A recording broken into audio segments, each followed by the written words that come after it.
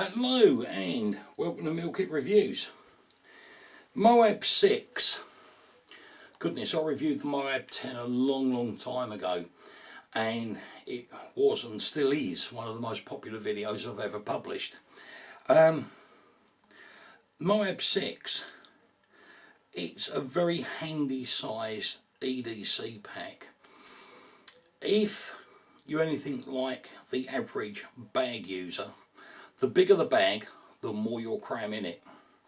So there becomes a great deal of advantage to you actually selecting a pack that is the right size for what you need. Right, and I've toyed with this for a long time and came to the conclusion that it was definitely worth investing in, right, because of that very reason. Right, you can land up carrying just too much gear. Right, it's pretty much, if you've got a MOAB 10, it's just a compressed version. Right, the difference in size, right, and construction really is just purely the length. Right, the rest of it, the width, the depth, everything else is the same. So I'm not going to bore you to tears with all of that. I'm just going to have a run through the features of this so you can get an idea as to what's what. Right, on the front of the bag, we've got 6 loops, right, 4 rows of MODI attachment, a 3x3 inch loop side velcro patch panel, double-ended zips. All the zippers are YKK, so there's no scrimping and saving and no concerns about the things that are going to break on you. On the inside, we've got 2 big pockets here which run the full depth of the front and this width. On the inside, let's move those and that. Right, we've got 2 pockets here, again about half the depth and half the width, which you can carry, well, just anything. I'm not going to go into what you should and shouldn't carry, right, that's down to you guys. Right, everybody's need is different. 4 pen loops, 1 business card size pocket here, got a bigger pocket here and another one. No, it's not, I'm getting confused, sorry. We've got a double key keeper attachment, right, not just your keys, other things, right, that you might just land up losing. Right, we all fall victim of can't find things. The other thing is not just a question of losing, actually misplacing it in the bag. If there's anything that you need in a hurry, anything that's important that you know you're going to need now and again, you can attach it to one of those. You know you're always going to get hold of it then. 511 secret pockets. Here, to look at it, there's nothing. But like with its big brother, pull it apart and there we have it. It's in there. There's a big patch of loop side velcro in there. You're not going to be able to see it, but if you're looking at any of the velcro attachable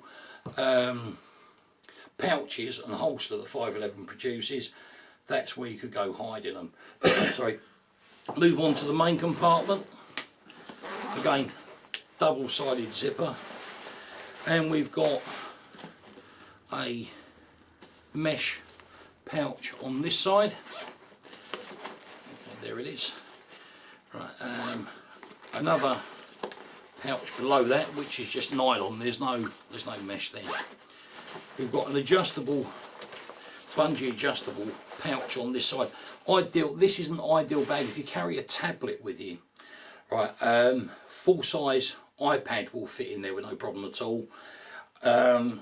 Anything you need to be sure it doesn't fall out if you open this up, that's where you put it.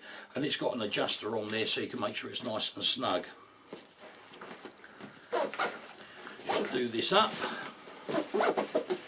Up the top here, just like we find on the packs, we have a fleece lined pocket where you can keep your sunglasses, your mobile phone, anything you don't want to get scratched and easy to handle can go in there. On both sides we've got 4 rows of 2 loop MODI attachment. Moving into the back here, we've got another pocket there which is hiding the tier system. Now, if you're not sure on what the tier system is, I've run a video on that. It's where you've got these adjustable attachment points we attach to this bag and to a bigger bag, right, maybe one of the 511 backpacks, and you can clip them together. So you just carry in one unit, 2 bags but 1 unit.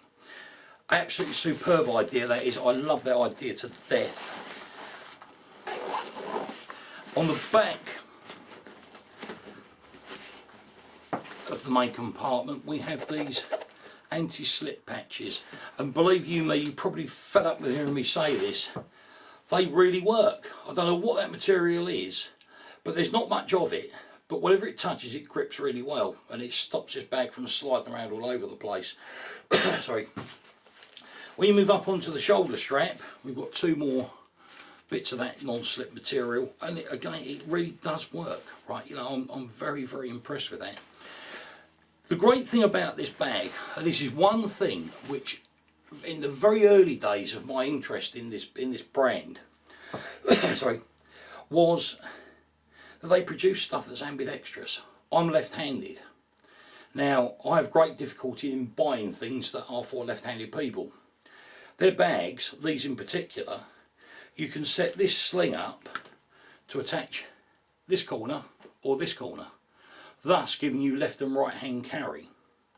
So if you are left-handed, take a good close look at these bags, right? I mean the MOAB 10 is the same as this in the way that it all attaches, left carry, right, absolutely superb, love it to death.